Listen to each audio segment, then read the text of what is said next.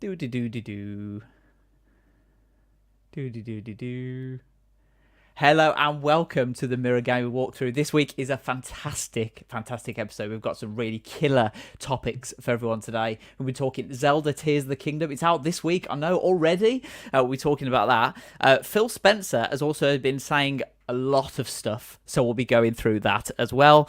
And we'll also be going through EA Sports FC remaining an annual title after their high-profile divorce from FIFA. We've got a bunch to go through. We've got some really cool topics. I'm really glad everyone's here. I will start the trailer. There we go. Everyone thinks he or she is the best football expert on the planet. I'm just playing for pride now. And my prize gone. We're very passionate people here. Oh, well, hello. We're ready to come for the W, yeah? These girls will smoke you, man. Yeah.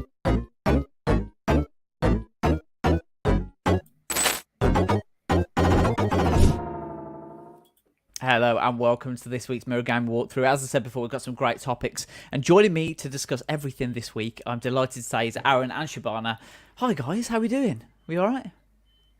Yeah, not bad, thanks. All good. Can't complain. Busy, Good. but it's all exciting times. It is very exciting, guys. First thing to talk to you both about this week is obviously Zelda Tears of the Kingdom comes out this week, Friday, May 12th. Before we go into any of the different bits or anything, just wanted to talk to you generally about how much of a pleasure it is to be involved in the gaming industry when such an iconic title like a Zelda game gets released. Just talk to you about how that makes you feel, and also like the releases you've been involved in other times where you feel like, oh, this is a big deal. Like, I'm glad that I'm doing this sort of thing. Well, I feel like Shabana, you've not to suggest anything, but you've been in this game longer than I have. So, are there anything anything that comes to mind in terms of that major games coming out? Well, I always have my bread and butter was news and guides, so it was actually a very stressful experience because you have to just rag through everything and get all the guides done. So for me, it's stress.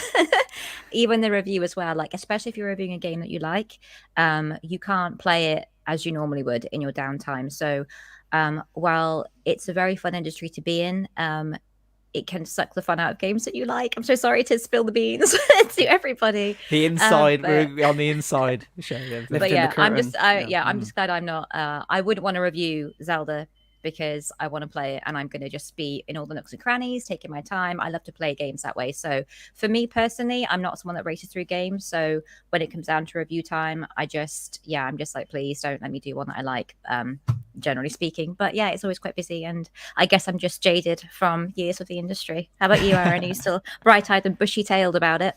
I'd like to hope I certainly give that impression, but it's funny because I'm always having to tell like friends of mine all the time or whatever, like, because obviously they know what I do, and obviously we're kept under strict embargo about when and where we can talk about things. But they know when a game's coming out, they know the likelihood that I'm going to cover it, and there's been a few times where maybe they've wanted like cheeky impressions, things like that, but I've been a good boy and I've never given the game away. But yeah, to basically driving what Shabana was saying, is an exciting time. It's a busy time to be involved with like big games like this.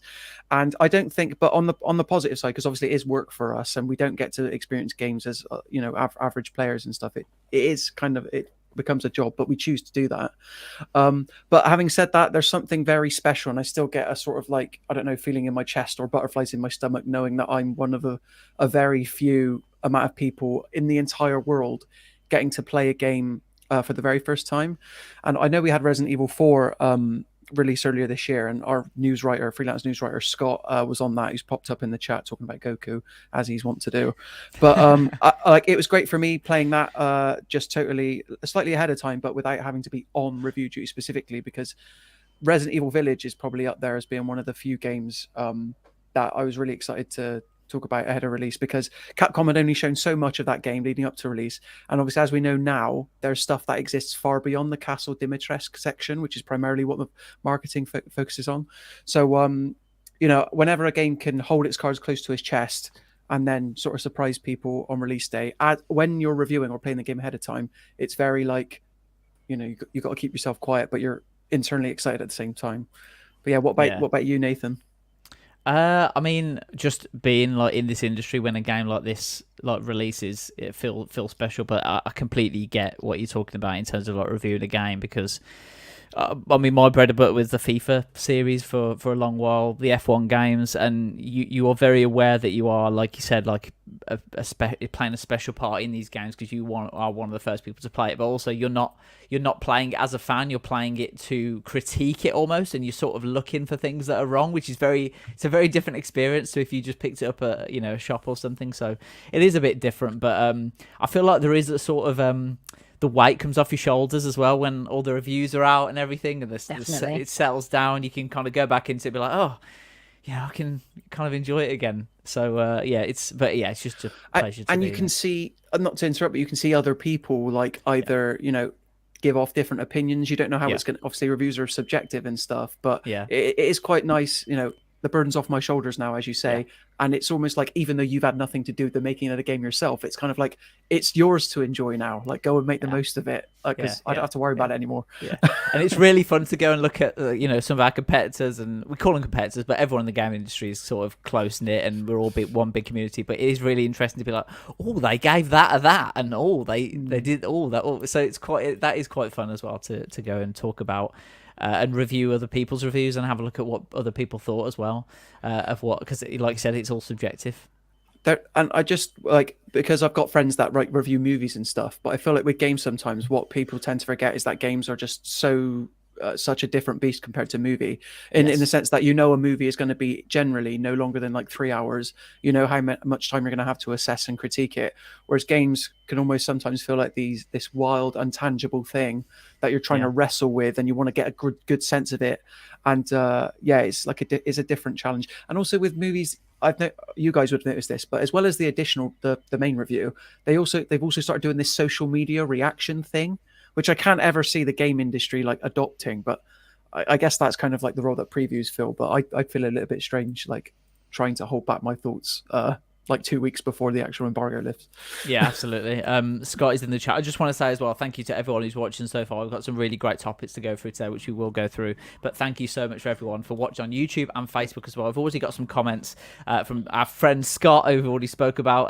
JD Incinerator's in the chat as well. So we've got Scott. He says, my first big one was Sonic Frontiers, which was 10 times more stressful than reviewing something smaller, yeah. We also, JD as well, I'll be honest, I do hope people love Tears of the Kingdom like they did with Breath of the Wild. Well, we'll have to see. Scott says, a movie isn't going to be buggy. You say that, Scott, but I've heard stories of people reviewing movies where the CGI is not finished. Are you talking about Cats again? Like that whole thing? Like when the movie I'm not going to mention what movie it is, just because I don't want to get in that hole, but I have heard stories of TV shows as well where the CGI is not quite finished. And having to review that, obviously it's a different thing to a game, but that could be quite challenging in some scenarios. But yeah, we all love it, don't we? We all love being involved in it and stuff. And I just feel bad that Scott got stuck with Sonic Frontiers review duties, to be honest, because I wouldn't wish that on my own list anyway. Spicy. But yeah, we've got obviously coming up to the Breath of the Wild sequel. Tears of the Kingdom releases this week on the 12th of May. It's an incredibly busy year for game releases. Actually, no, before we get involved in the serious side of things, we've seen a lot of marketing in recent days for Zelda Tears of the Kingdom. There is a particularly fascinating one from Nintendo Australia. Did I just put on an Australian accent then? I didn't mean to. That was just a natural thing. I do apologise if you've got any Australian. I thought it was Nintendo UK because I was like, how else can they justify this colour palette? He's British, obviously. Literally. But I didn't realise it was in Australia. Yeah, I believe it's Nintendo Australia. I found it on their YouTube. If anyone hasn't seen it yet, you're in for a treat. It is... what's the word I'm looking for? We don't want to like oversell it. Unique. But... Yeah, okay. let's just show it. Let's show it. So we'll share the. Run the clip. Yeah, please let me know if you can hear that. Yeah, it's all good, I think. So yeah, we've got a guy on a bus. Your reality average commuting, absolutely 9 depressed. to 5. You know, he looks like a stressed out guy though, doesn't he? He's very stressed. He's looking out the window and looking at life. And life is passing him by. This is how I feel on the bus. To sell a game. Comes home to He lives in a nice house, though. It's Do you know quite what I mean? large, yeah. Yeah. Look at that. In fact, they always live in nice houses. in Yeah, his Nintendo wife goes adverts. straight to bed. He gets a glass of tap water to wind down. Delicious. Sticks Tears of the Kingdom on. Oh, Oh, look at him! He's brightening it up, isn't he? Look Look at at that. But nothing Fantastic. else is. Everything else is grey. What is this? Like, I expected like the room to just get all yellow and golden when he was Oh, playing yeah. this. It's just abysmal. Yeah. what I want to know the backstory to this guy. Do you know what I mean? Yeah, yeah. It's a very personal story. Yeah. Why did he If this- build? Why Foolish. did he What build is a that? raft with One one absolute piece of wood? idiot. I mean, I know he's having a stressful day at work or Good. whatever. But there's no excuse for that. Yeah. GG. There we go. He's done it. He's done it. Oh, Amazing. I think Oh. he looks a bit too proud of that. That was common sense. Like, to bring it down a notch. It wasn't Also- that special. Also, he's lucky that on that bus it's not swarmed with Nintendo fans at the moment. So we can find out what he was playing. Also, he's got no headphones in, so he's like a yob, Oh, like blasting how music obnoxious. out. I hate that. Like no one's like paying too much attention. But I feel like if I was a bus and someone was playing a game on full volume on their Switch, I'd be like, mate, If put you some were a headphones in. bus, And look at that! Look at that! The sky's Oh. suddenly blue and clear, and he's Look full at of that, hope. he was in An the clouds in the expectation. game, and now he's Oh. inside the clouds in real life. Oh, that is Wow. sensational. What do we all think about I that? think he's a bit of a selfish bugger, shall we say? That's allowed? That's fine. Really? He sat on his home. That's obviously the main TV. Like, where's your wife? Have you just taken over the entire living room? It's portable. Play it handheld. My thoughts. I don't know, like, in what world is this like meant to be like a positive? Obviously, the whole thinking with this advert is if you're having a rough day, come home, you play Switch, and it makes everything better. But it's so Yes. dark and dour, and what is Yeah. going on? Like, it's the complete opposite of what I imagine the game's going to be like. Do you know what I mean? It's an antithesis. It's kind of like, yes, there you go. It's, that meme smashing. Why am I always smashing my things on my Shabana's desk? so mad she's destroying her apartment at this advert. Come on. It's, that meme where the guy's on the bus and there's like one on the side by the dreary rock and the one in the sunshine. It's like yes. that advert, but no one's migrated over to the sunny side. It's just very odd. I thought it was going to be like, oh, I'm getting home and I've got a glass of tap water and I'm miserable and my wife's gone upstairs and I'm just sat here alone. It was odd tonally. Yeah. We thought The we were first getting the thing- last trailer a month ago, didn't we, Nathan? And we reacted to it, but little did we know. Yeah. I mean, the Yes, first yeah. thing I do after a hard day's work is go and pour myself a nice glass of tap water just to wind down. Don't but get changed yeah. out of that suit. Just sit there still. I know. I mean, yeah. So, Aaron, obviously, you talk about the premise of it. This is supposed to be the sort of, the Nintendo Switch is here to help you through the kind of rough parts of your day and like to have a kind of escape and everything. And that's quite. But it's just the sort of.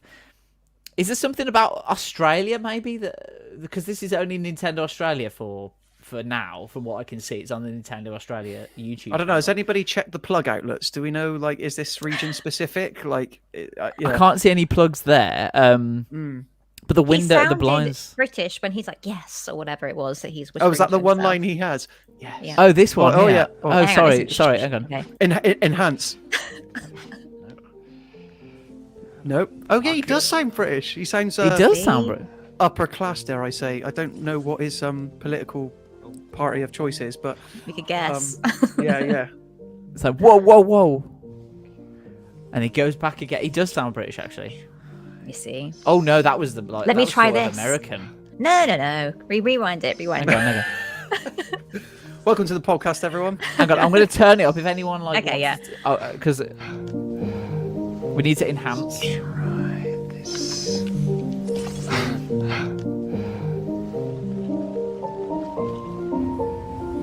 I'm going to go back to that. Hang on. Oh. Come on, use your brain. I feel like the way he says "try this." That's like a Voldemort style. Harry from Potter is under- dead. Yeah, I can imagine him saying that. Sort of thing. Yeah. Um, What a time to be alive. wow. If I that did see doesn't make you want to someone really- pre-order, go on, Shabana. Yeah. I was just gonna say I saw someone absolutely loving that advert, and they were like, oh, it's like Nintendo always speaks to me and like gets me in the feels. And I was just like, what? Like, I've been miserable on a bus as well, and that's not going to change. Like, that's not anything special. I just thought that advert was crazy. Yeah, we've got It some. didn't sell me on the end. Go on, sorry. No, we've got some comments. Did a weapon like just break in that ad? JD said. I wasn't looking at what was happening in the game. I was just looking at the overall like absolute. A guy's heart was broken, and then it was reformed when he picked up a Switch from that ad. That's what we know. Yeah. We've also got Scott as well. Emotional. I don't know if that's sort of taking the mick a bit. Probably. And then he also says, takes you back to the Switch reveal video, people playing on their perfectly normal roof parties. Yeah.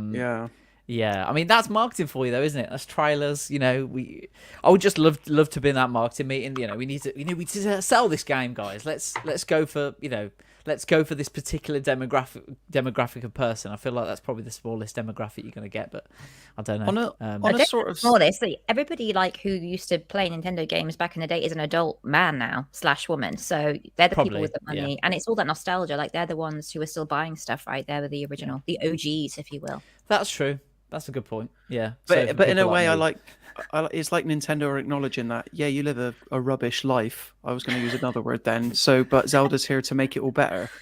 Like in his giant house. Why doesn't he also with a house that size? Why is he swanning around on a bus? Like that's true. If you've been on a bus, you know they're hell. I hate buses. If he was, it can't be set in like, well, it might be set in the UK, but it can't be set in London because he'd be on the underground otherwise, wouldn't he? That's like, true. and then he'd be having a really bad time. Like, Central Line. Oh, yeah. Imagine playing the gameplay music on the tube, full on the Nintendo Switch. Nathan, it wasn't that long ago that me, you, and fellow colleague Jasmine Manan were playing Monopoly on the Switch on the train. That's true. And I feel like we were like courteous enough to turn the volume down for the entire trip, even though I think I did end up annoying the man who was sat next to me. But he chose to sit there. It's the risk you run. That's true. That's true. There is certain etiquette, isn't there, on public transport? Like if you're watching something, you should put some headphones in, really, or playing a game. But I feel like we were the right side of that mark, so it's all good. I don't know what it is about Nintendo and sort of analysing their trailers. Obviously, we did this with the Tears of the Kingdom gameplay trailer, and now we've analysed this one in great detail. But let's just move on to our next kind of talking point for this. Obviously, it's been an incredibly busy year for game releases. I was going to ask how much pressure it is on Nintendo to get this right, but it seems like Nintendo sort of always deliver with these titles. But do you still think there's that pressure on Nintendo at this stage of the game?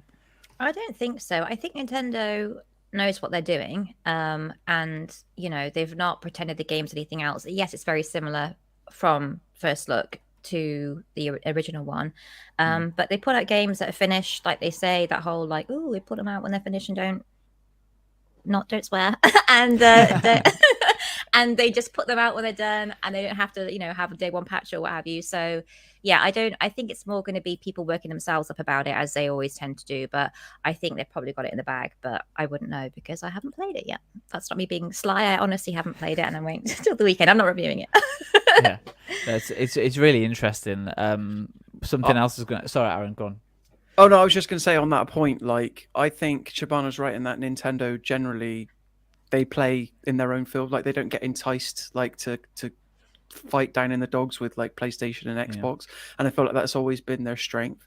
But I was saying this to you in a meeting earlier today, to the pair of you, like I feel like 2023 has subtly, like I'm not seeing like a lot of people like comment on this, has been like I think one of the best years for AAA gaming so far, and we're just about to hit the halfway point, because I feel like since the PS5 and Series X released, there's been a lot of like cross-gen games, sort of games that you don't really have to own these current-gen consoles for. Whereas this year alone, so far we've had Resident Evil 4, Metroid Prime was obviously a Switch game remastered, Dead Space remake, and then I really love Star Wars Jedi Survivor, despite the issues it's having on PC and PS5. Yeah. But the funny thing is that Nintendo don't have to worry about any of that, because Zelda's Zelda, and even if it does look a little bit similar to Breath of the Wild, it's it's going to be like, was it Moses who parted the Red Sea? It's just going to be like, get away everybody, because it's Link's time. Yeah. Yeah, particularly after Redfall, which we'll get onto in a later topic. Still Sorry. talking about Redfall. Yeah. Yeah, sorry. We will get onto that a bit later on. But I wanted to ask as well about Nintendo for years have been synonymous with trying to keep their games as secret as possible. Right up until release, you don't hear anything. They're very, very stringent on leaks, on cheats. We've seen, obviously, the Gary Bowser situation. They've got a no, nothing. They don't hold anything back, right? They make sure that everything gets protected, very protective over their stuff. I wanted to ask you about their recent Ask the Developer series, which over the last few days, I think every day in advance of the release of Tears of the Kingdom, they're kind of sprinkling information about the game, which feels very non-Nintendo like to me. They've done interviews with the devs saying that they've got deja vu because of how similar in style it was to Breath of the Wild when they were like developing the game, and they were getting confused about like, oh, hang on, am I in Breath of the Wild or am I in Tears of the Kingdom? So there's that sort of these little tidbits of information. And then today, I won't spoil it for anyone, but today, I suppose it's on the Nintendo website, but they talk about how there's this certain thing in the game that people have been talking about that it's in the game, but go and look it up if you don't want it to be spoiled for you. Somebody on this podcast may or may not have been asking for the longest time. That's all. Yeah, you'll have to go back and watch our podcast to find out what we're talking about. But this feels very Nintendo. Do we like this? Do we like this openness, or does it feel a little bit weird for you that Nintendo are kind of? I think we have had it before with like Splatoon and stuff, right? I know they have their tree houses and stuff when they obviously discuss gameplay in some detail, but I think we had that with one of the Splatoon titles, and like even ARMS, was it that one? Yeah, the fighting game, yeah. So when they would sit down and talk you through it, I quite like the way Nintendo does stuff, like even with the Treehouse when that was at E3, because you've got your big, like, I'm on a stage and here's my blazer and look at these games. And then you've got Nintendo sat around and they've got people from the development side or whatever sitting around playing it, walking you through. And you get a proper good look at the game. So I much prefer those anyway.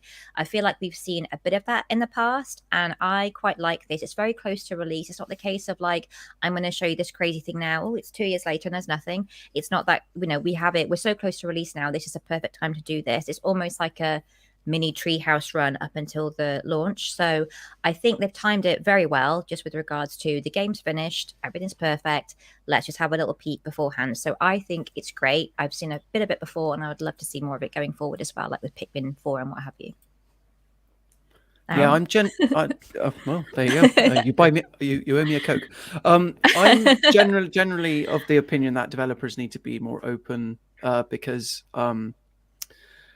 as we were saying earlier, with the movie world, it's kind of like, casting gets announced months before principal shooting starts. We find out when shooting like ends and stuff like that. Whereas a game launch is a bit like a Christmas present, I guess, is the thing in that, like, you're not totally sure like what you're going to get. We just had the Redfall example, which we're going to bring up later. People thought they were getting one thing. It turned out to be another. So there are pros and cons to to the gaming industry being so secretive. And I agree with Shabana for the most part that it's good to hear when it's specifically from the developers themselves, sort of like, talking the game in advance of it coming out. So people have certain expectations and can set their expectations appropriately. But with this particular Q&A series that they've been doing, Ask the Developers, it does seem very strange because, with ARMS, and I think the difference between Tears of the Kingdom and the whole Splatoon and ARMS example was those were totally new game concepts that we hadn't really seen from before. Like, nobody knew how ARMS functioned prior to the release of the Nintendo Switch, and Splatoon was something very different for Nintendo back in the Wii U era as well. Tears of the Kingdom is a known quantity to a certain extent in that it's a sequel to a beloved game that today we saw an outlet rank as one of the best, the best game ever made. I've got some thoughts about that. But I just think, why ruin something? Because I know, obviously, we all know what they mentioned. And to keep it a secret for 6 years since the release of the second one, the first one, I beg your pardon, to mention it literally 3 or 4 days prior to the release of the game, I think it's a bit of a shame that they didn't let people discover that for themselves. Because why? What was stopping them from holding this series about 4 or 5 days after Nintendo released the game? And we know that tomorrow Nintendo has a pre-launch live stream with the Treehouse guys, I believe. Yes. So, and now I'm kind of curious, like, what's included in that stream and what are they going to reveal? Because I don't know about you guys, but I know people. Obviously, it's a bit different for us in the industry, but close friends of mine, they're going on media blackout to the point that they're not even going to read reviews tomorrow because they just know they're going to buy the game. Nintendo didn't Yeah. have to do this, but Yeah. so yeah, I'm kind of torn because I like hearing from a as tightly lipped company as Nintendo as they usually are, but at the same time, I'm kind of like, you were so close, guys. And but I'm sure there's still going to be plenty of secrets in the game. Having Yeah. said that. It's really interesting that we make the comparison with movies and the fact that we get trailers. Obviously, we get game trailers, we get movie trailers. Movies are different in that you don't pre-order them, and they're also games are a lot more expensive than going to a cinema. Not much more actually, but they are more.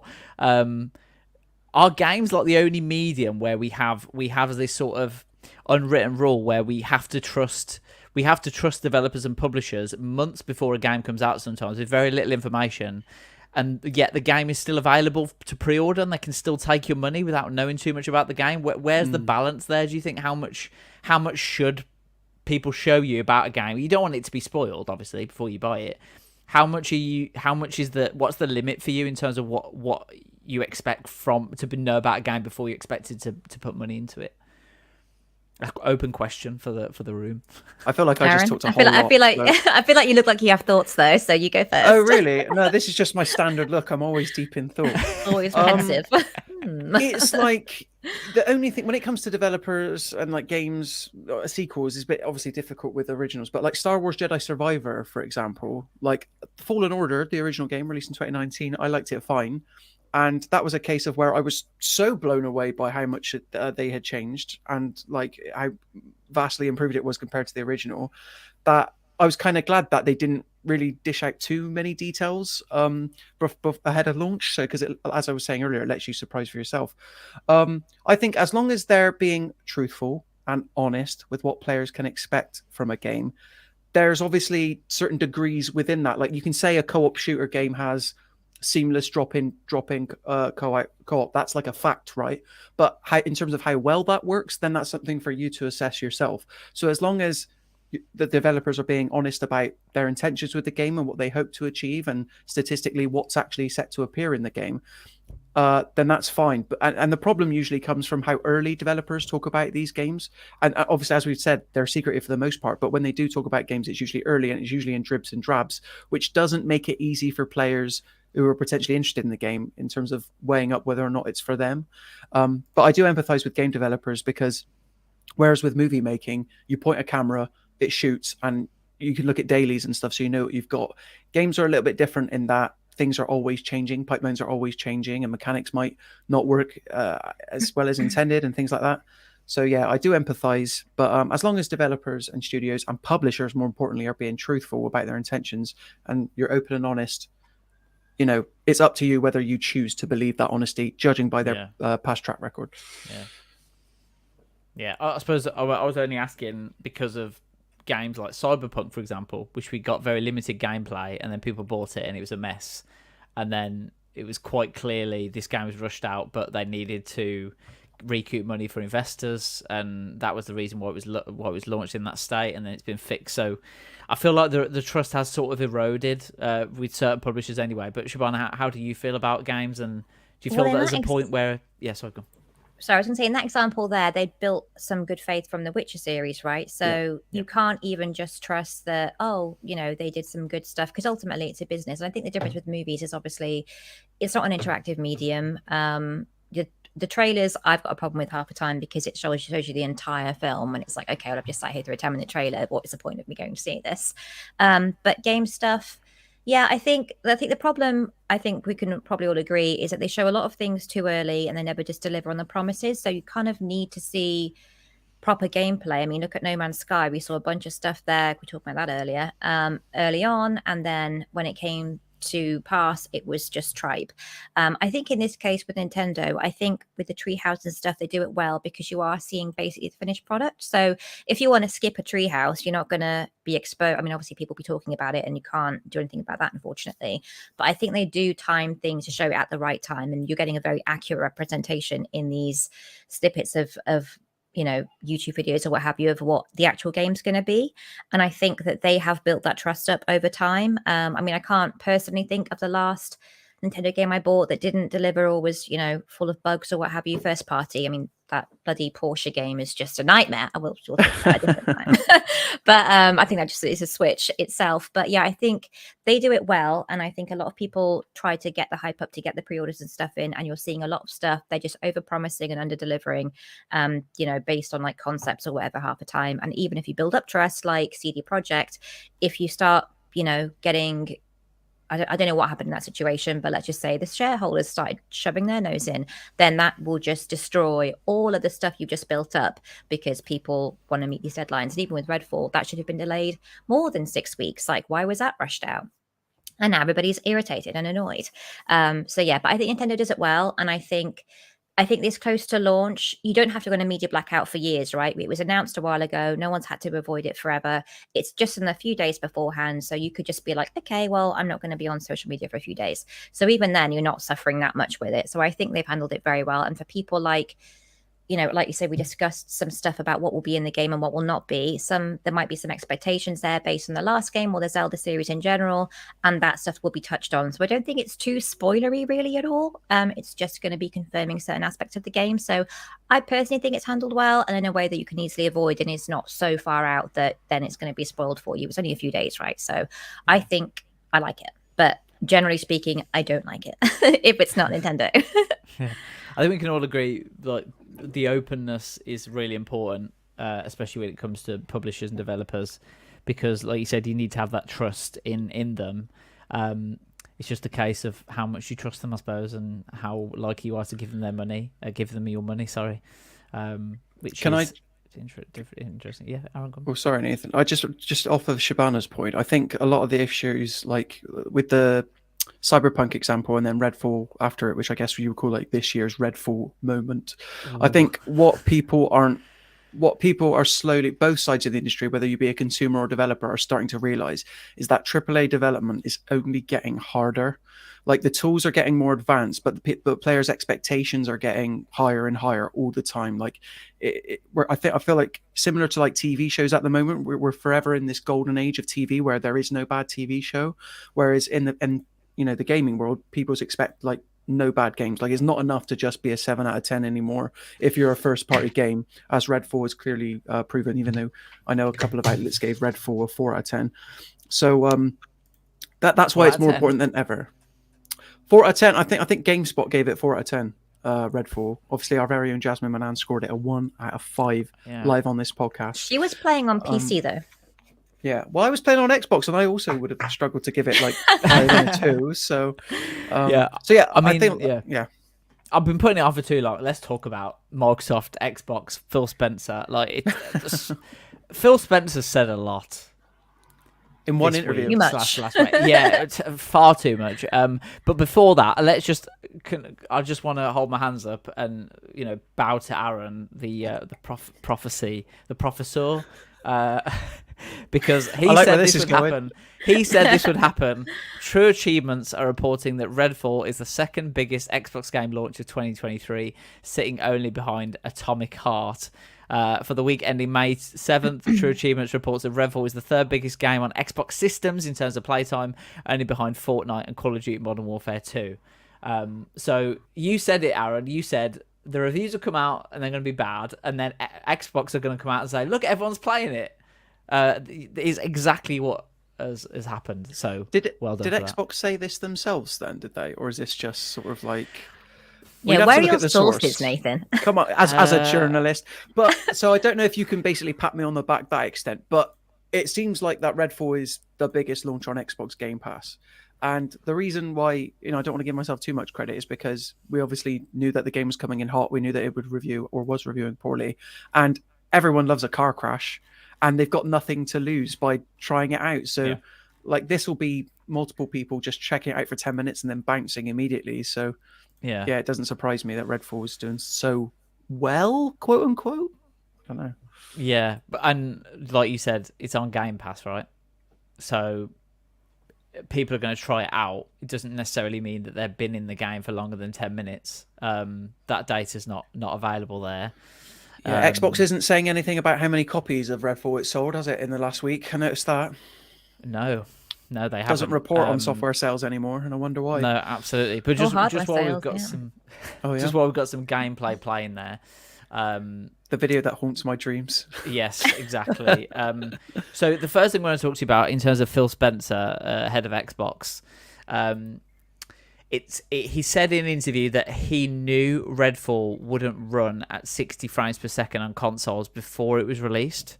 So the quote is, in terms of lessons learned, I'll even go back to the Redfall videos on IGN of showing videos of the game running at 60 on PC at the point, knowing that the game was going to run at 30 FPS at launch on console.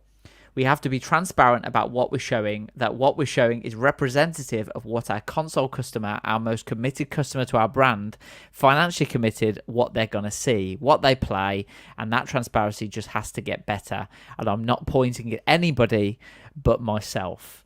Why admit to that at this stage? Is that seems like a pretty big thing to admit to, the fact that you knew that it wasn't in a very good state before launch. Maybe it was too late at that stage, but what do we all make about that comment? I think he's trying to win back trust. And again, it's just like, what do they say? Closing the door after the horse is bolted or something. It's just like, it's a bit too late now. And I think, like I said before, I've always been critical of like this affable personality with his little dimples and his little blazer and gaming t-shirts. Hi everyone. So I'm he just one be of like, you. I'm so sorry. Yeah, my bad. So I think, because what is that? Like, yes, you've said it, you've been honest, but after the fact, after you've taken everybody's money, like what? That's not good. Like, you're still really messed up. It's the whole better to ask for forgiveness than permission policy, isn't it? That's Which I think exactly is what he's done. outrageous, quite frankly. Yeah, and I just think he's just, like I said, he can just sit around and be like, "Oh, hey," because again, he's always, in and out these interviews and what have you, and he does seem very affable. But I just think this is outrageous. Like, what are you saying then? Like, you just lied outright to everybody. This is like, think about what you're telling people. So I just think that's crazy, quite frankly. Yeah.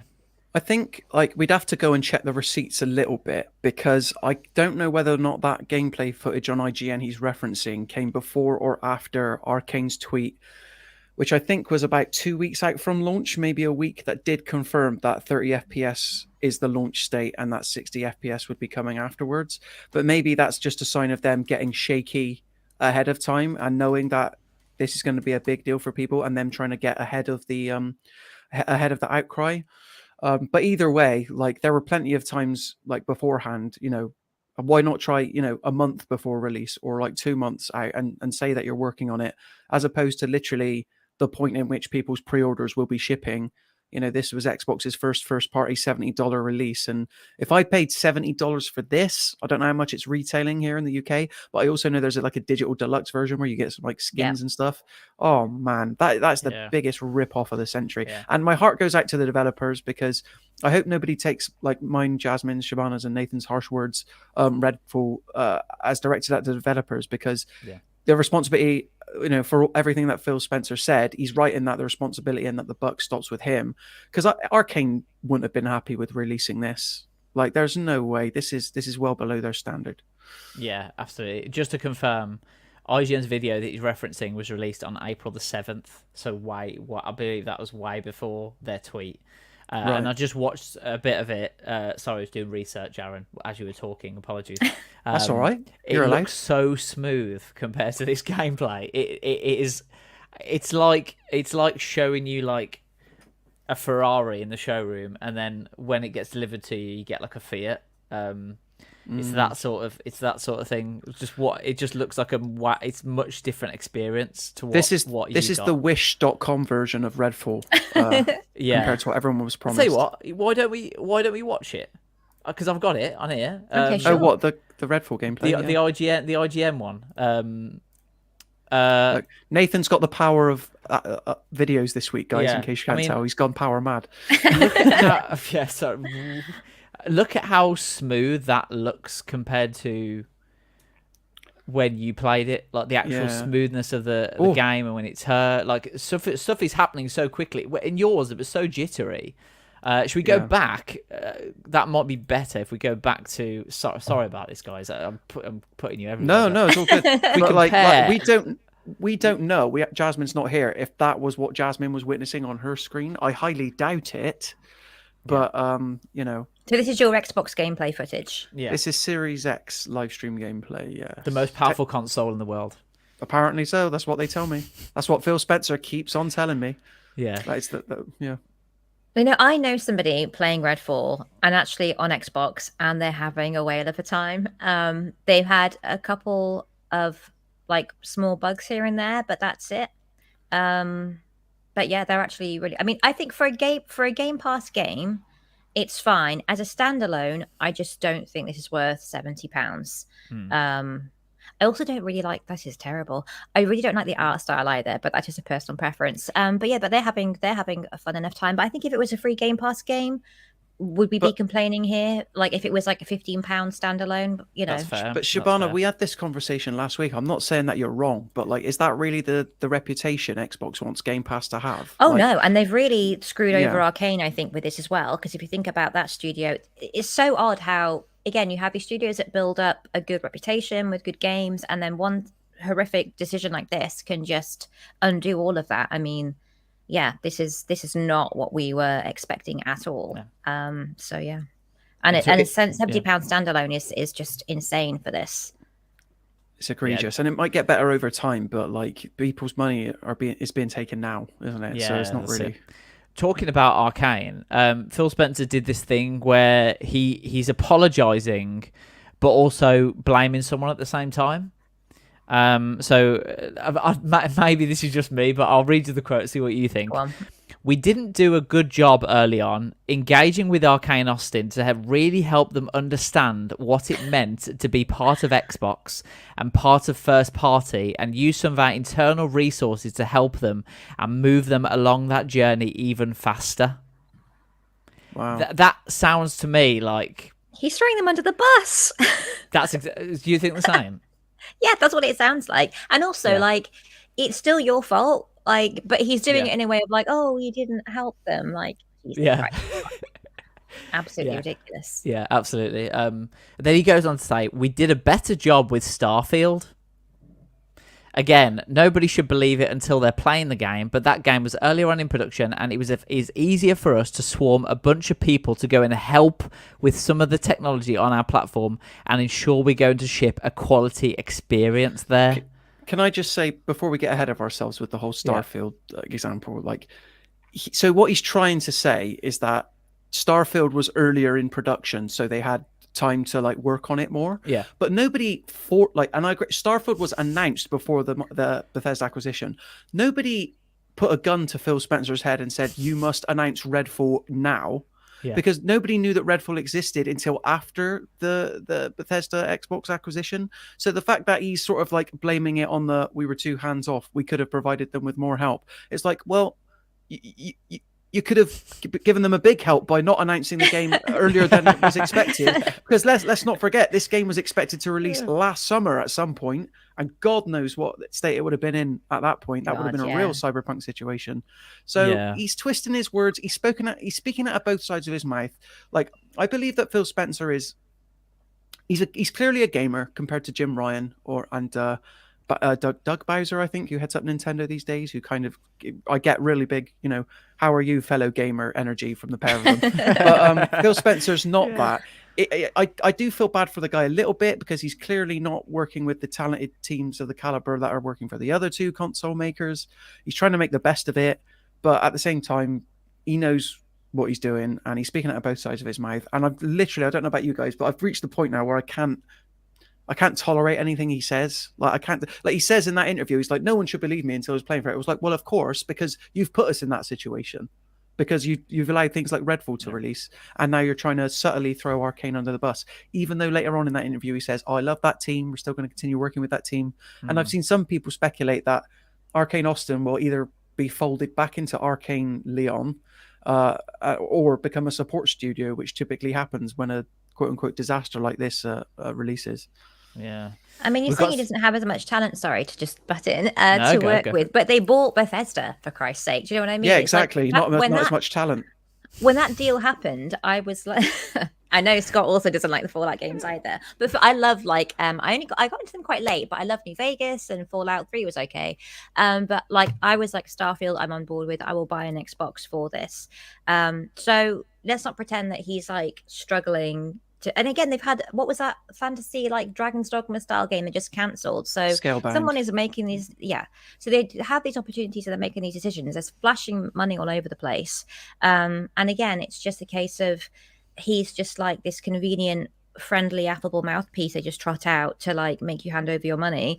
And then again, this apology is outrageous. Like, it's just saying we lied to you, surprise. Like, it's still by Starfield though, because it's still going to be good because it was better shape than this junk. Like, what are you saying? He's just thrown the studio in the bus, trashed the game, and been like, but don't worry though, Starfield, we learned from our mistakes which we just made this very second. It's just like, what? This does not fill me with confidence at all.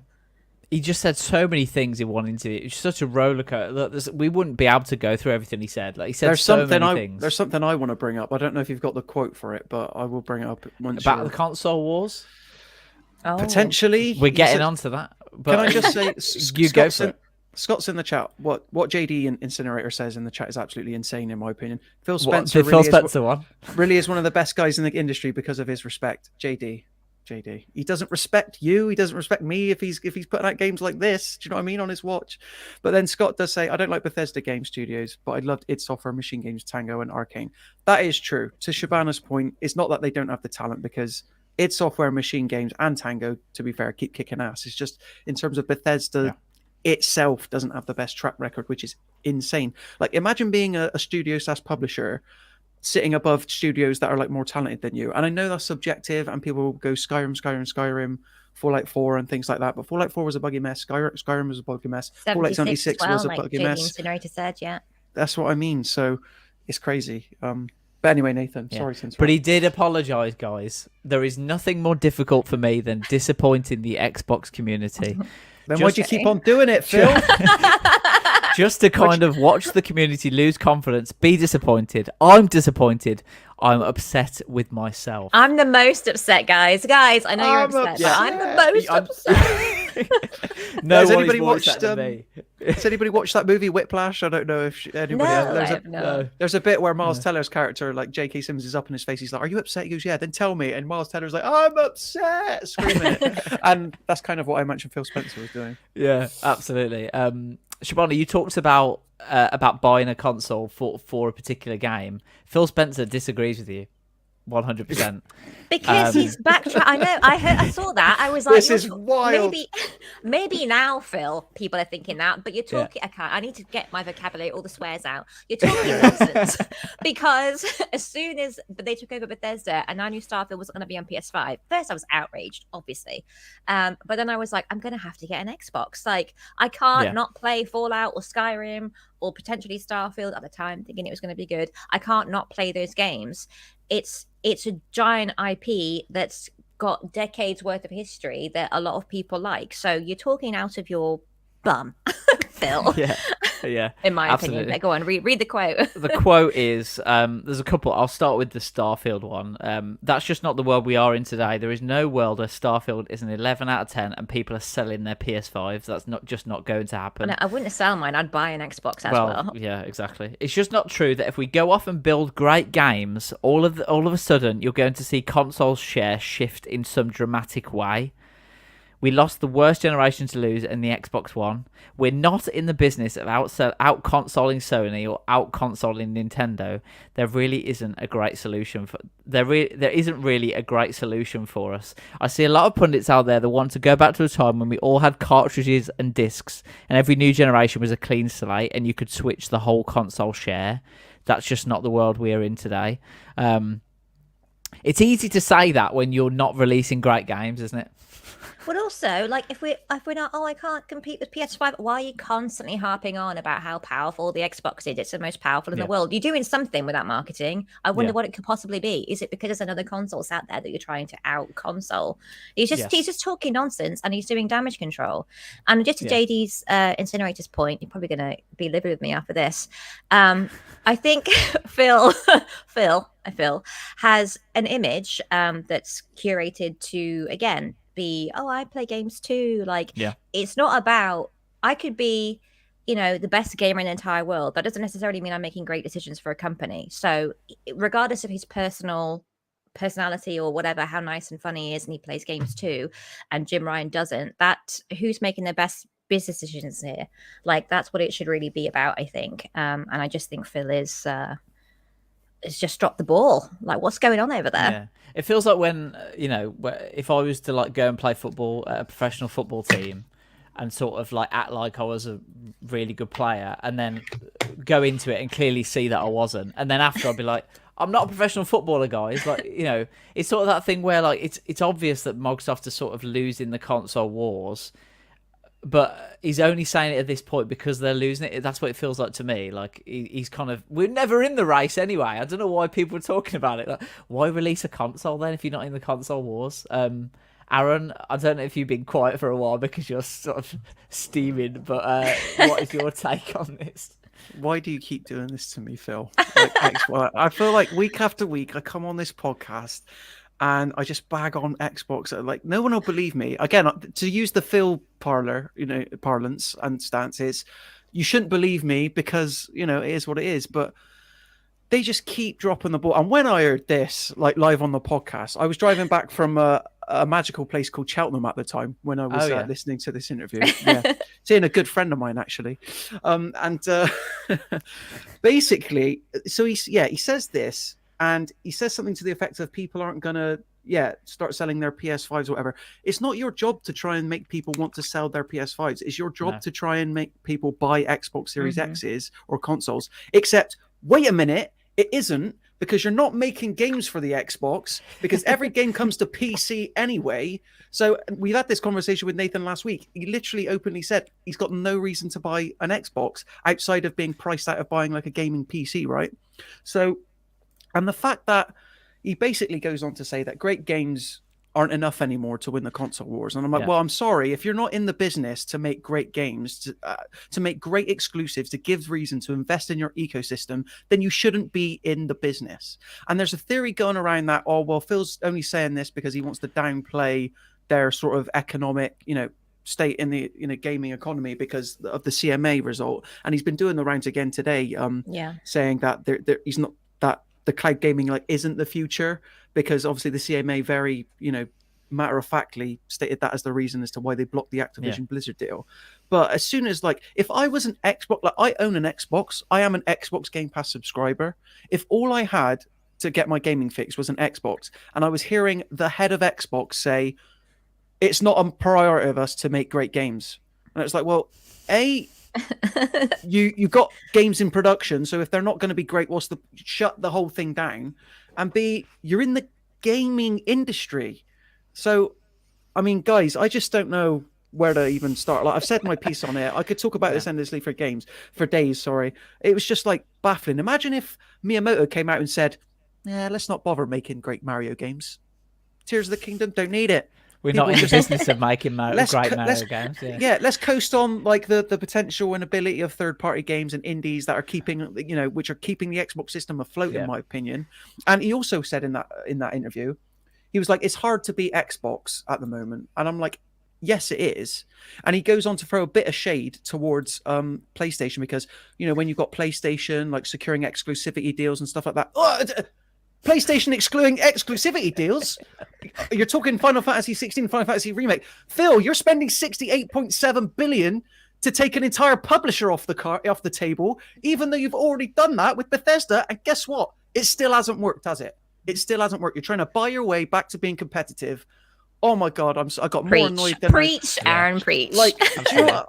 Why are they buying Activision Blizzard if they're not in the game? If they're not interested in games, I just nothing he's saying is making sense. The hardware sells shit, yet they're constantly being not shit. Sorry, I should walk that back. They're not as good as PlayStation, let's say, especially in certain markets. And then they're saying, we're not in the console wars. That's exactly what this Xbox has been marketed as, right? The most powerful console in the world. Was that not the whole gist of that before it launched? Yeah. And now you're saying, we don't care about that. Okay, games. Okay, we're buying all these people. We don't care about making great games. Okay, well, now we're trying to buy everybody else. And now, we're not doing cloud gaming either. What are you doing then? What exactly are you in the business of? You don't care about consoles. You don't care about games. You don't care about cloud gaming. What are you doing? What are you doing over there? It's just a lot of walking back on stuff. And I think I think cloud gaming is the direction that they're going in. You still need to have good games, and if you can't be asked to make them, don't buy up publishers to make things exclusive. Because again, he used to harp on before, because we also, I mean, it is subjective. I prefer the exclusives on PlayStation platforms, which is why I went back to PlayStation after I jumped to Xbox. But that is a big deciding factor in stuff, and you need to invest in those things. If you don't, like I said, exclusives make you buy a console. So I would have bought an Xbox for Starfield, but I'm on the fence now. I don't know where I was going with that rant. I've lost my train of thought, but just basically what Aaron said. Absolutely. It's just. If this was true, they wouldn't have bothered with the X. They'd have just released the S. Why market the X as the world's most powerful console if you weren't going to develop games that could handle the power of the X? I don't want to get Aaron going again. Well, maybe I do. Let me just poke him again, see if he gets going. We've got some great comments. Scott is saying, while the guy who released a console whose biggest launch game was a third-party multi-platform Yakuza game doesn't agree with buying consoles for a game. That's interesting. JD seems to really like Phil Spencer as well, whom I see, but Phil Spencer isn't Microsoft, he's an Xbox figurehead. He's in charge of Xbox Microsoft division, right? Yeah, and he rose up through the ranks of Microsoft, and then when Xbox was formed, he was very early on. I give him props for climbing the ladder. He's done the thing. Yeah, do you know what I mean? So, Connor says Aaron needs to play New Zelda to bring him out of this spiral. Maybe I do. Probably true. I just need to be on a bus somewhere in grey Australia playing Zelda. Pour yourself some nice tap water at the end of the day. Ignore your wife. Take over the living room. Absolutely. Yeah. And Connor says Xbox gonna have to rely on the Carnival game series to sell hardware. I mean, it worked for Nintendo. Yeah. Sort of. Yeah.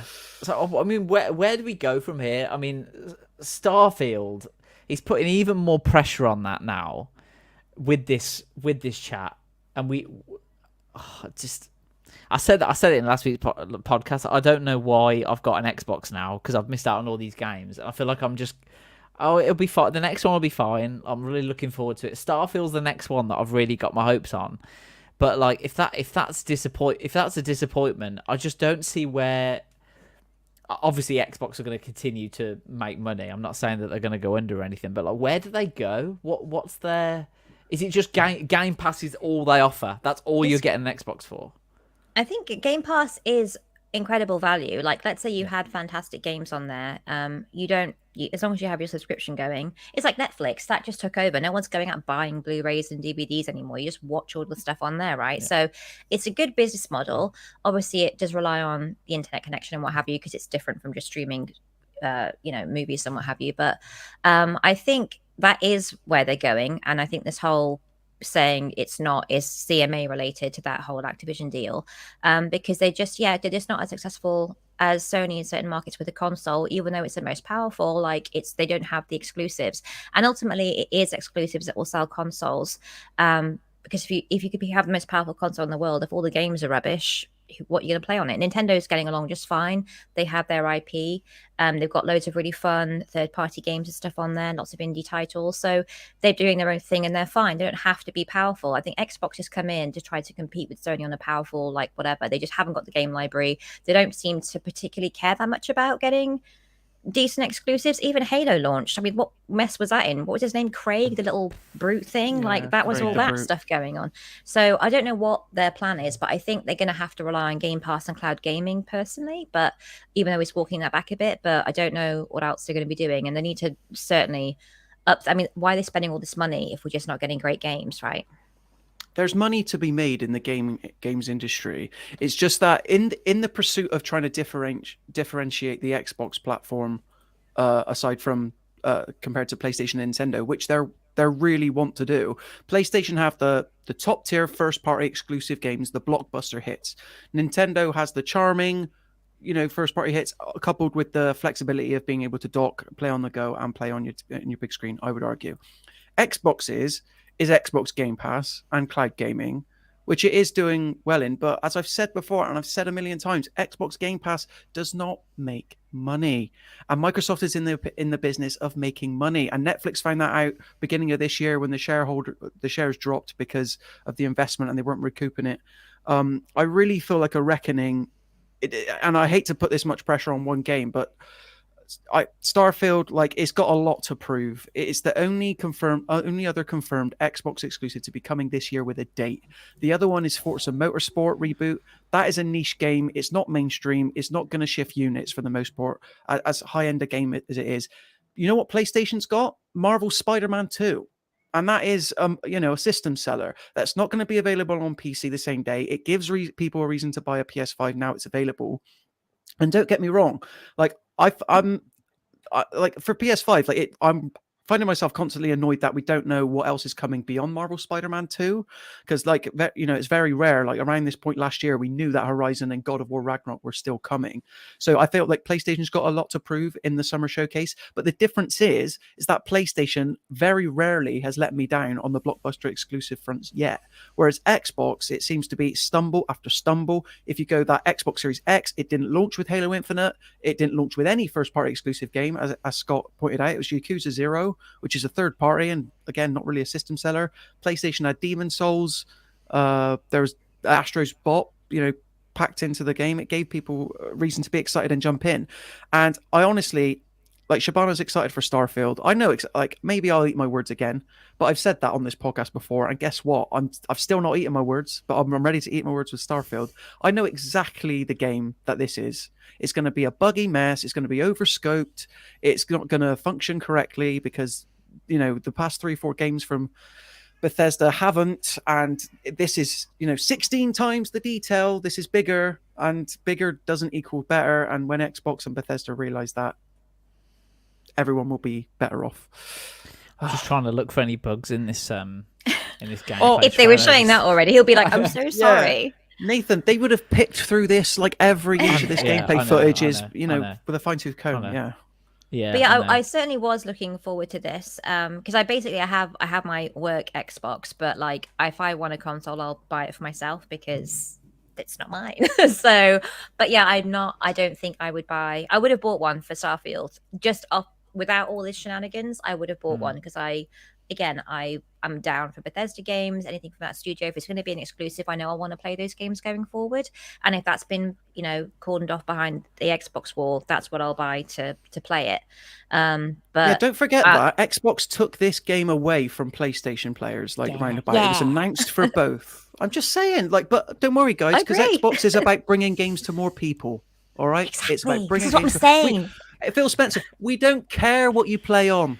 But as long as it's not a Nintendo or PlayStation, then we don't care what you play on. Nvidia, you can play there. He does flip. Like I said, that's because when I remember that deal was announced, I was just going off what Phil Spencer has been saying all these years about exclusives. So we were discussing, at the time, we were like, would it be exclusive? I was like, no, he wouldn't do. Phil wouldn't do that.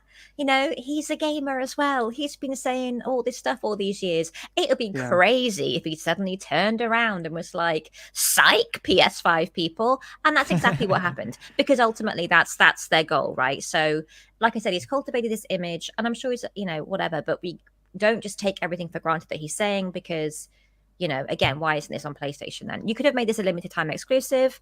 It could be just on Game Pass day one, and it could just be everywhere else for $70. Because again, if you're getting it for free, or for £10 a month or whatever it is, you can just buy an Xbox and have it on Game Pass, right? So it's a very strange decision they've made with these things, because it's been more profitable to just have it on all platforms and have some kind of exclusivity or Game Pass deal in place. But yeah, I'm on the fence now, and I'm certainly not going to commit to spending, because what else would I play on the Xbox? Like, I don't use the one I have here really either. So I'm not going to buy an Xbox currently for this based on all these shenanigans. I'm not saying that Phil Spencer is wrong to take this away from PlayStation gamers. Do you know what I mean? It's just the fact that he's saying the opposite, and he's saying one thing and doing the other. So that's why you can't trust Phil Spencer as far as you can throw him. Yeah. It's really frustrating. And then when you throw the CMA thing into that, there's also the added element of that, and you don't know what he's saying to kind of make that deal go through or to help that deal go through at the same time. So there's that added element as well of why has he said this particular thing? Does he really mean this, or is he saying it's for this deal to go through? So there's that also added element there. So it all feels very like vague when you're trying to dissect what he said and the reasons why he said what he said as well. So yeah, it's really interesting. But I mean, Starfield looks good. Phil. Starfield looks good. The trailer, I'm playing the trailer now for people who haven't seen. Trailer does look great, but what do we even believe anymore? Oh, and there was the ESRB rating that gave us some very exciting news about Starfield. Oh yeah, that's like a whole other issue. Like, what is like? Why does that need to be in the game? Like, I don't, I'm no prude, but there he is with that jacket. You're not fooling anyone, Todd. You're not 25. Come on. Yeah. All right. Now I'm just being mean. I apologize for that. Yeah. So Starfield has been given an ESRB rating of M, which isn't, the big be all and end all, but there's some really interesting information that's come out. There's a lot of information about an Iora drug, which is fictional. There's also a bit about we work in a drug lab, potentially. There's also bits about sex in there, dialogue examples after sex, which is really interesting. That's sort of like dad joke type. Read them out to us. In Pillow Talk voice. I really don't. I feel like this is going to be clipped out of context or something. Do it. I don't want to. Don't give in to peer pressure, Nathan. Shabana, if you want to read it, go and have a look. They're all out there. No, I'm just talking to the general audience. If you want to go, there are some really dad joke post-sex lines in there, apparently, which you can go in. I think they're very seductive. I don't know what you're talking about. Yes, they mention jetpacks, seeing stars. Yeah, there's all sorts in there. So yeah, go and have a look. I did say before the show that I would talk about it, but I've lost my bottle, Shabana, so I apologise. When you're live, it's a very different thing. I just don't want it to get clipped up, Yeah. And you're a coward, sir. Yes, I am. I'll accept that. But yeah, I mean, there's a lot of pressure on Starfield now. I just hope it's good, just for the sake of like the industry itself. Like the industry needs a strong Xbox offering, a strong PlayStation offering, a strong Nintendo offering. Feels like Nintendo and PlayStation are kind of fulfilling their end of the bargain, but Xbox, like we talked about this last week. What do you do after this if this fails? Like, what can they possibly do if this is tripe?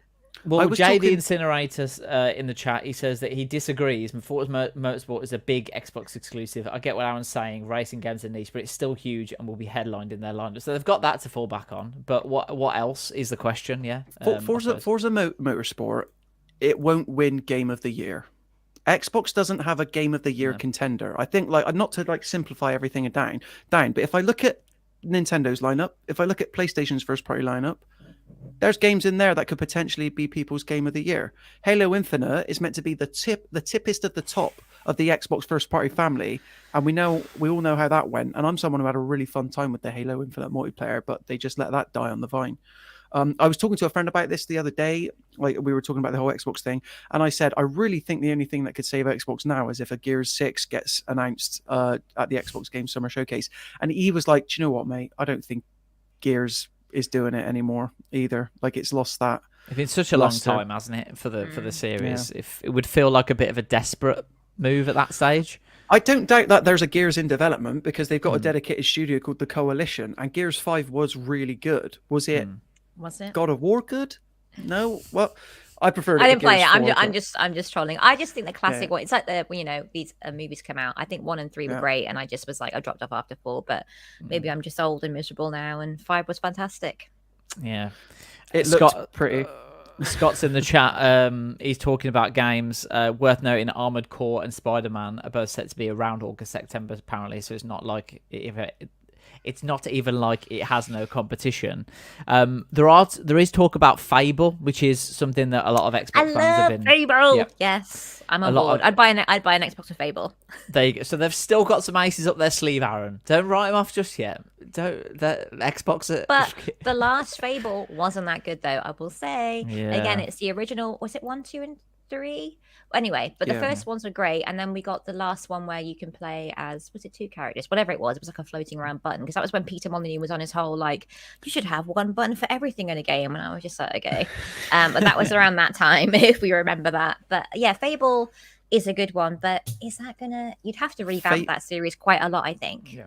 Fable has a good team on it. It's Playground Games that do the Forza Horizon series, so we know that they can make an open world, a beautiful open world like that. But I even think there's an element of gambling, a gamble element to that, because Arcane didn't make co-op online shooters, and they just did one, and look how that went. So yeah, there's still a lot to prove, but I'm sure that they've got it in them. Whether or not it hits this year, who's to say?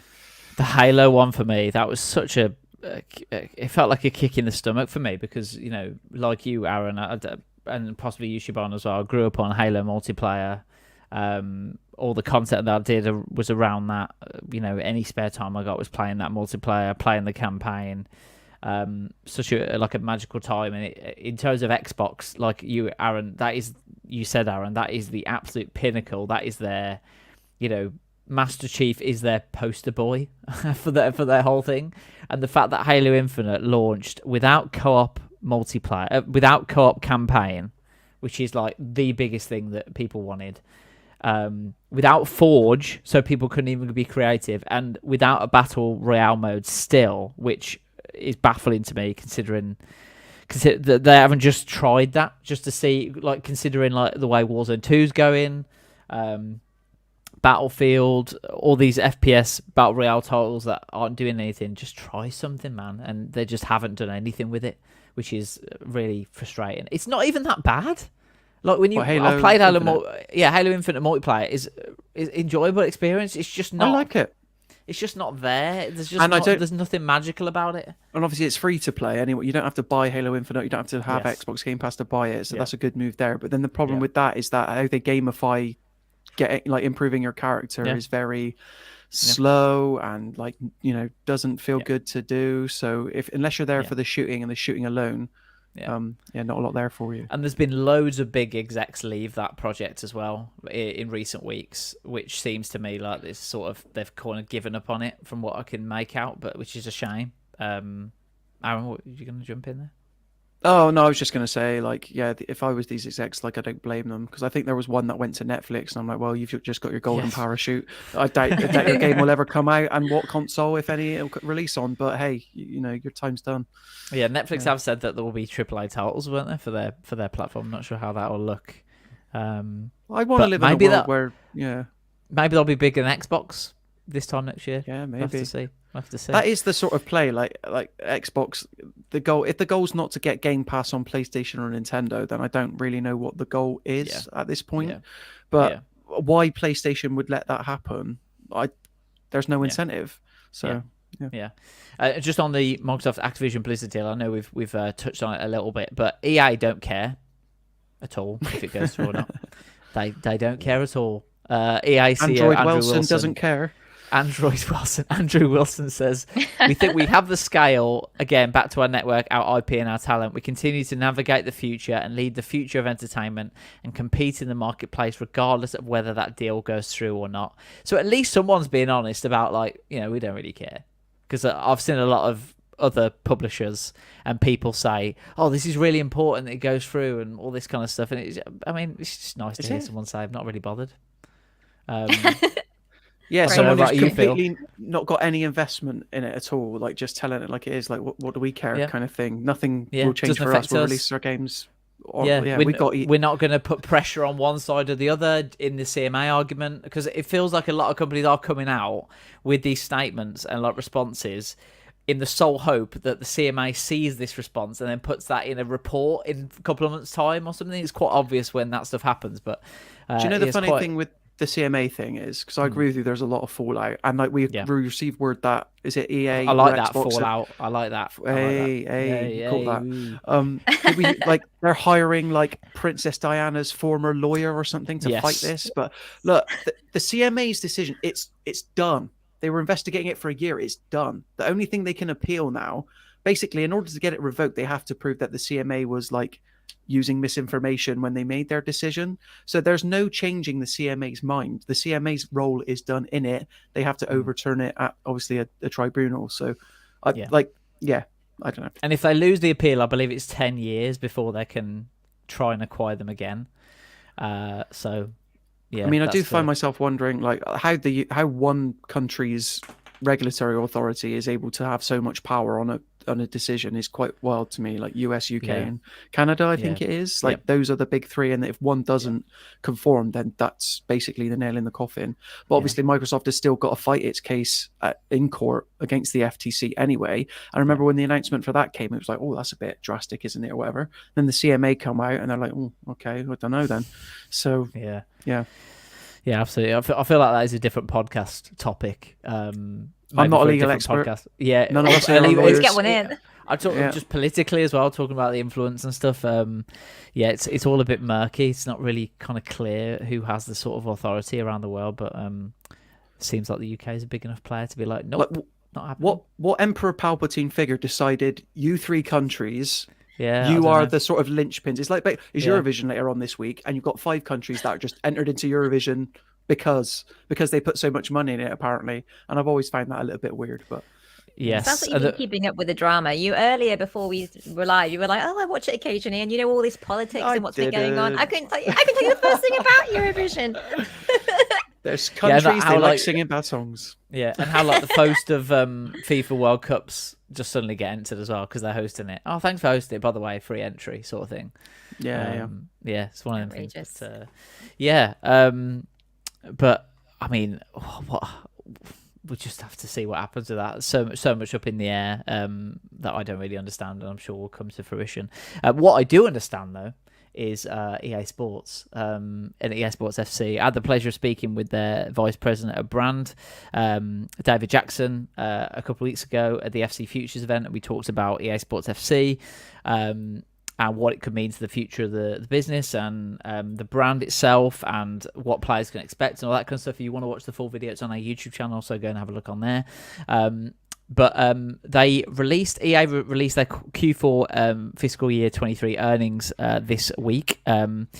Sounds boring, but there was some really interesting information in there. Notably, that EA Sports FC will be the name of its new series of games, with a brand new entry in the series set to be released every year, which confirms that it'll be an annual release. It basically all but confirms that the first title in the series will be EA Sports FC 24, following on from FIFA 23, which will continue the naming cycle.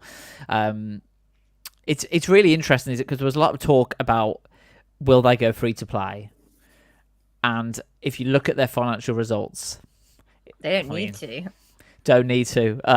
Year over year in Q4, EA Sports FIFA titles, net bookings, which is the sales of the games, grew 31% year over year. Live services, in-game purchases like FIFA points grew 20% year over year. So they're getting the full game purchases as well as the in-game purchases, which is mad. And there's also talk about how they would integrate Ultimate Team into the live service model as well, and all that kind of stuff. Overall, in the fiscal year 23, EA made just $7.3 billion in total net bookings. But it's interesting, $5.5 billion of those was from live service bookings alone, which is really interesting. So a big chunk. That isn't just FIFA points. That's like Sims and stuff as well involved in that as well. But really interesting. The question to you guys is: we've seen games like Star Wars Jedi Survivor, for example, being successful, which proves that not all games have to have microtransactions and loot boxes in them, especially single player ones as well. What do you think is the sort of the right approach? Because I know we talked about this before about publishers like EA will continue to do this as long as people buy the game and then spend money on the game, and people won't stop until they stop making money off it, basically. But where's the sort of line with this, and are EA right to go this way with keeping an annual release, do you think? I think so. You go first, go on. I was just going to say, I don't know how much I can talk on this subject too much, because I don't know as much about EA's financial practices as I do, say, Xbox Game Pass, or pretend to know.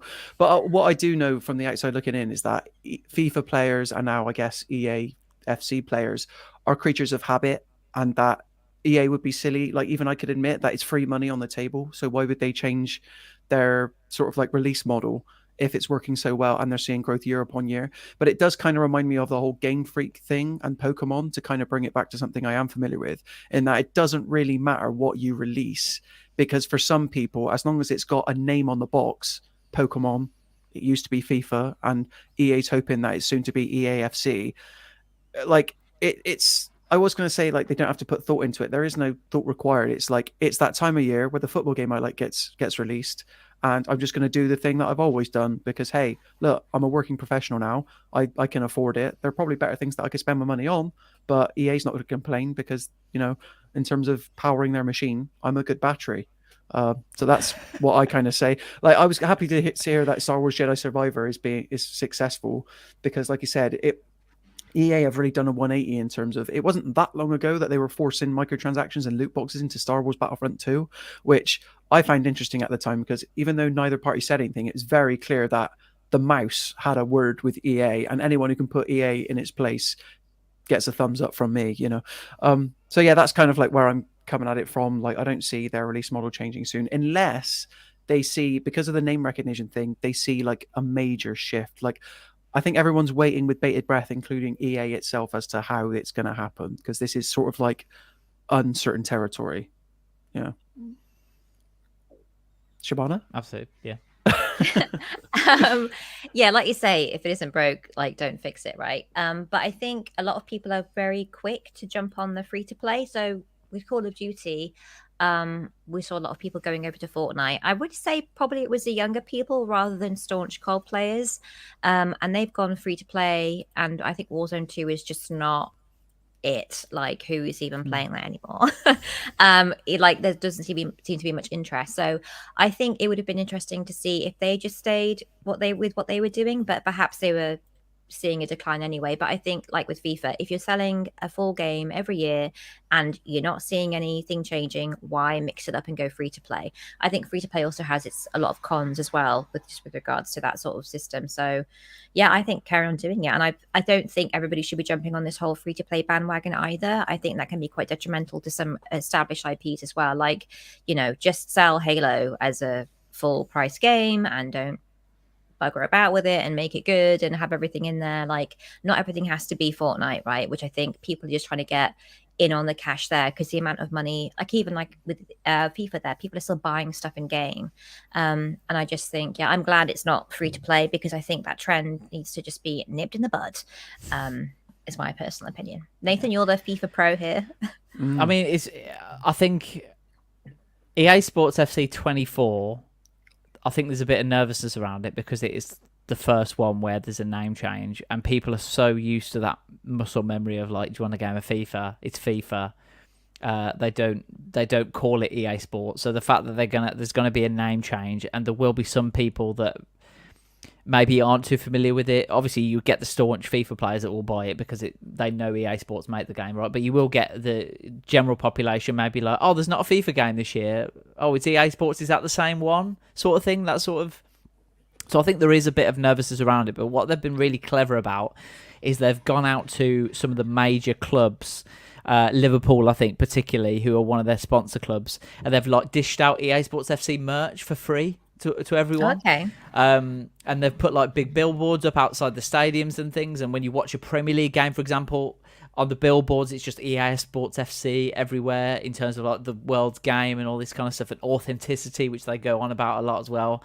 So I think there's a lot of education to be done. And I think that kind of proves to me that they're slightly nervous about the reception of it. But if they get past this year and they get to that stage where they then get recognised as the football game again, which they will be because there's no competition, then I think the year after that, it will just be an easy cycle then for them to just carry on doing annual releases.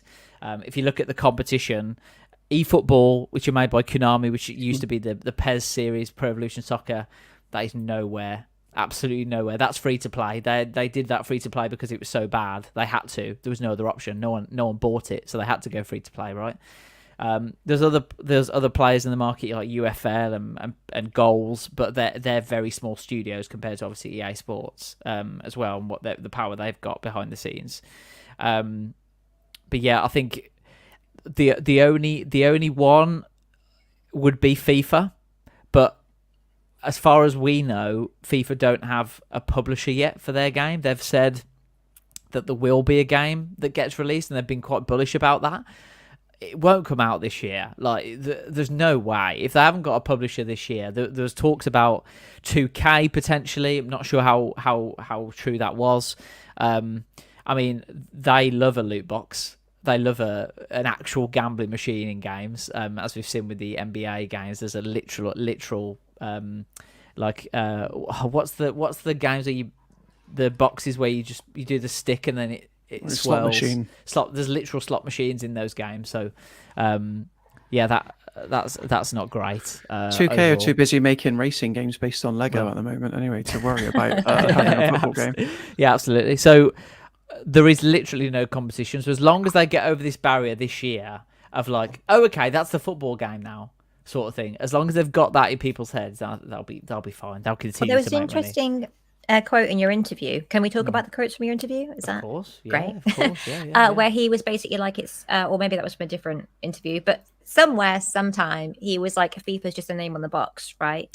So Yes. I think if we've got no FIFA 24 this year, and they're obviously, because I was curious about what they would be doing with regards to the marketing, and I don't go to football stadiums, as you might have guessed, so I've missed out on all this advertising and what have you. But yeah, because if you're like, oh, there's no FIFA this year, what am I going to do? I think it's going to be quite easy to figure out. It's going to be EA Sports, and I think that they talking about trust again that we've spoken about before. You know what you're going to get if it's the same people and a different name on the box. I don't think anyone's going to have an issue with it really, and I would be surprised to see FIFA recover from this with something next year, because if EA sets, I mean, again, I can't imagine why they would release a crappy game given the fact they've had, they know what they're doing. They're going to release a great one this year, more of the same next year, even better really, because we talked about how they've been quite held back by FIFA with regards to stuff they wanted to do and implement. So it's going to be probably a better game than the last FIFA, and I just don't know how the real FIFA will compete with that next year. So I don't think we've got anything to worry about if you're a FIFA player personally, but I don't play FIFA. But I mean, the quotes that you're talking about were from Andrew Wilson, the CEO of EA. Yes. VGC got hold of some internal emails in February 2022 last year, where he said, he basically said, I've got it here.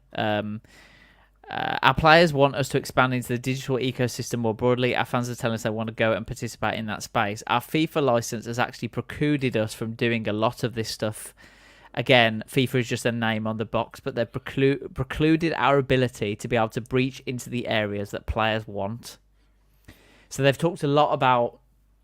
This was ahead of the divorce, by the way. This is before anything was final, before it was announced. So this was probably a negotiation tactic at the time that maybe backfired. I don't know. But I think what the pressure they've got now as a FIFA players are quite unhappy with how the game is, but they buy it because it's the only game that they can buy, because it's got all the players on, they've got all the licenses, they've played it for years, but they're quite unhappy with the state of the game as it is. There's a lot of pressure now on EA Sports to deliver on that, because they're talking so much about how FIFA held them back. We're going to give you new experiences. Yeah. If EA come out with the same game with a different badge and some more slight new features, which they do every year, by the way, they just repackage stuff that's already in the game and say, we've put a power shot in the game. Okay, this is just one animation, but it's the same as what's been there before. If they do that again, I think the pressure will ramp up. But again, there's no competition, so... That's exactly what's going to happen, because how have they managed to turn this game around so quick? If like less than a year's development, like it's a machine, right? It's what do you call it? It's an assembly line. Like these games come out, rain or shine, and a developer or a publisher that found that out was 2K not too long ago with the WWE series. There was that really bad one. I can't remember if it was 17 or 18. Maybe someone in the chat knows. To the extent that they had to fumble to get something out the following year, which ended up being like a small arcadey take on wrestling. I can't remember exactly what that was called either. That just goes to show how memorable those games were. But yeah, I can't imagine a world where EAFC comes out, EAFC 24, and it's this completely overhauled, revitalized, like new systems. Because like I do feel for the developer. I know I've said this a couple of times. I do feel for the developers of like sports games in general, because it's sort of like, what else can you do that hasn't already been done? And I guess that's Yeah. why there's calls for making it a platform as opposed to an annual release. Yeah. But EA makes too much money, so I would advise everybody to vote with your wallet, essentially. And yeah, JD Incinerator calls it out. WWE 2K18 was the disaster title. Yes. So we don't want EA FC24 to be that, or maybe certain people do. Maybe Nathan does. I don't know. Put EA in its place. Yeah, well, there's a YouTuber called Jake Barford, American-based content creator, and he came out with some claims last year about EA Sports and the FIFA coding itself, which was really interesting to me. He said that the game is literally broken. The basic foundational code of the game is too old and is built on top of for too long to be fixed. A lot of the people who built the original code of the game no longer work at EA, making it extremely difficult and time-consuming to fix certain things. Because the code of the game is so old and complex, it makes certain tasks that you would think would be easy extremely difficult. The hope, Still though, built on Frostbite, isn't it? FIFA, sorry. Yep. Yeah, but then he also goes on to say, the hope, though, is not for 23, but what comes after. Next year, we could see massive changes to the game with EA losing the FIFA license. I'm not sure how true that is. Like you said, if they've only had a year to develop it, or maybe I think next year will be the one. Is that not what he means? Yeah. Like, yes, I think it'll be probably next Well, I year. don't know if that's what he means, but that is like next year's. This thread was from August last year, so he's talking about EA Sports FC this year. But that would only be the case if EA Sports knew they were going on their own a couple of years beforehand. And they were kind of planning for it in the background, which seems like a pretty big gamble to make if they weren't thinking about it. But maybe they've been thinking about it for years in the background. Maybe this was always the plan, but it's just like part of the PR spin. So we'll have to wait and see what happens in July. We're going to hear a bit more about in July, about what fans can expect. But if it's just a rebadge of FIFA 23 with updated rosters and kits and Nathan squads and things, that would be a nightmare. Yeah, yes. Can I ask, like, as the resident FIFA man, like, how far out from release do you tend to see the marketing and PR cycle spin up for a FIFA game? Like, is it unusual that we've not seen any gameplay footage from this new game at the moment? Or last year, I believe it was May, June time for gameplay reveals. It's a bit later this year. It's in July. There are reasons for that, which I won't go into. But yes, it's a little bit later than usual. But I don't think it's anything because I know exactly what you're hinting at. Yeah. I remember now. Do I know? I'm so curious. No, I'll tell you afterwards. Okay, great, perfect. Yeah, but yeah, there's a reason why it's in July and not now. But yeah, it's slightly later than usual. Yeah, but we'd normally see a little bit of gameplay now with a few more different bits and bobs. But we usually see Alex Hunter right now on his face getting ready to join up with that's the squad. The thing. Alex Hunter hasn't been in the game since FIFA 21. I know. I want to say that's how dated my references are for FIFA. No, FIFA 20 I think was the last appearance, I believe. So can someone help me? I tell you what, if Alex Hunter's in EAFC 24, you've got my attention. That's all I'm saying. Yeah, must buy. But thank you guys for this week's walkthrough. It's been a pleasure to chat with both of you about Microsoft once again. They just keep on delivering for us. It's free content for us. It's brilliant. When was the last time we had like a major PlayStation story on the podcast? Like they just they keep their heads down and make games. Do you know what I mean? They're not outflying everyone else. Well, I didn't want to put the words in my mouth. I wouldn't know because I wouldn't know because I haven't got a PlayStation. So maybe that I have to. Have you been a good boy this year? It's, 6 months before Christmas. Yeah, we'll have to wait and see. But no, thank you so much both for coming on. Really appreciate it. Really enjoyed today's walkthrough. Thanks, Aaron. Thanks, Shabana. Thanks for joining me today, and thank you to everyone who's listened and watched us on YouTube and Facebook. It's been a pleasure. If you like the podcast, please subscribe to our channel, like the video, and also comment. Really appreciate everyone being in the chat as well and telling us their thoughts and stuff. Shout out to everyone who's been in today. But we'll catch you next week on next week's walkthrough at 4 p.m. BST every Wednesday. We'll be here talking about the hottest topics. But we'll see you next week. Bye bye for now. Bye. Bye. Bye. Bye.